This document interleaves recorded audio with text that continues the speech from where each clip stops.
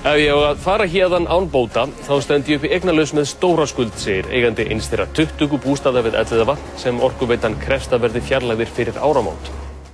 Vatn og rafmagn var lagt til nokkura bústaða við Elliðavatn fyrir fáeinum árum og nokkru áður var eigendum gert að endurnýja rotþrær. Núna hefur eigendunum hins vegar verið gert að fjarlægja bústaðina af lóðunum. Hér við Elliðavatn eru 20 bústaðir sem eigendum hefur verið gert að fjarlægja fyrir áramót. Sumir þeirra hafa verið í eigu sömu fjölskyldunar í 2 til 3 ættliði. Nú hafa eigendurnir ákveðið að fara í mál við Orkuveituna. Húsin eru inni á vatnsverndarsvæði höfuðborgarinnar og er það ein af ástæðunum fyrir því að þau verður nú að fjarlægja. Unnur Þóra Jökulsdóttir keypti bústað sinn árið 1998 en hann stendur á leigulóð. Í kaupsamningi var ákvæðið þar sem sagði að hún gæti þurft að fjarlægja eignina af lóðinni. En ég ræddi þá við Vatnsveituna sem sá þessar jarðir og við borgarlögmann og var sagt að það myndi aldrei koma til að þetta yrði framkvæmt á þennan hátt. Ef að almannahagsmunir yrðu það sterkir að fólk þyrfti að fara, að þá yrði að bæta þessa eign.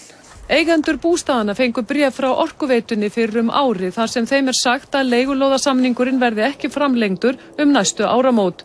Árið 2005 hafði samningurinn verið styttur. Okkur datt ekki í hug að það væri byrjunin á endinum vegna þess að þeir voru áfram að leggja vatn og rafmagn til bústaða og okkur hafði þar áður verið gert að leggja nýja rotþræði alls staðar sem var mjög dýr framkvæmd. Búið er að skjóta málinu til kærunefndar húsamála og einnig er verið að undirbúa málsókn. Unnur Þóra tók bankalán fyrir 14 árum til að kaupa bústaðinn sem hefur tvöfaldast eins og önnur lán. Ég hef eitt óhefmi fé í að gera hann upp og gera þetta góðum bústað. Þetta er eiginlega eins og gamli vasanhnífurinn sem er orðin nýr, ég er búin að skipta allt. Og ef ég á að fara hérna bótalaust, þá stend ég bara uppi eignalaus með stóra skuld. Ekki má vera frístundabyggð inni á vatnsverndarsvæði, segir fulltrúi Orkuveitu Reykjavíkur. Lögmaður eigenda bústaða við Elliðavatn segir að eigendurnir hafi verið á svæðinu í áratugi og hafi með því öðlast ákveðin rétt. Orkuveitan hefur gert 20 bústaða eigendum við Elliðavatn að fjarlægja húsin af lóðunum fyrir áramót. Bústaðirnir eru inn á vatnsverndarsvæði við Gvendabrunna, ekki inn á brunnsvæðinu sjálfu heldur á grannsvæði. Í aðalskipulagi Reykjavíkur er gert ráð fyrir að þarna sé vatnsverndarsvæði. Samkvæmt því skipulagi þá má ekki vera frístundabyggð eða því síður föst íbúabyggð inn á þessum svæðum. Standa þurfi vörð vatnsverndarsvæðin því álag á þau hafi aukist.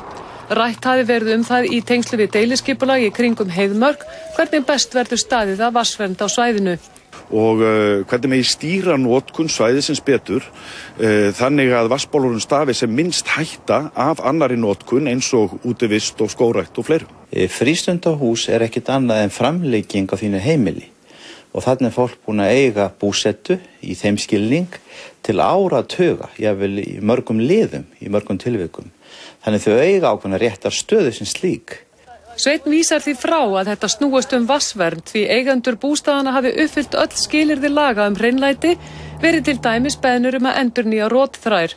Auk þess séu bústaðirnir á grannsvæði en ekki brunnsvæði.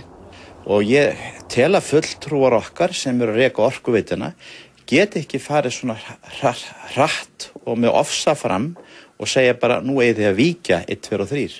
Fólk er búið að búa þarna og eiga heima þarna í áratugi og á miklar og góða minningar og þetta er friðareitur og það ber að virða þetta.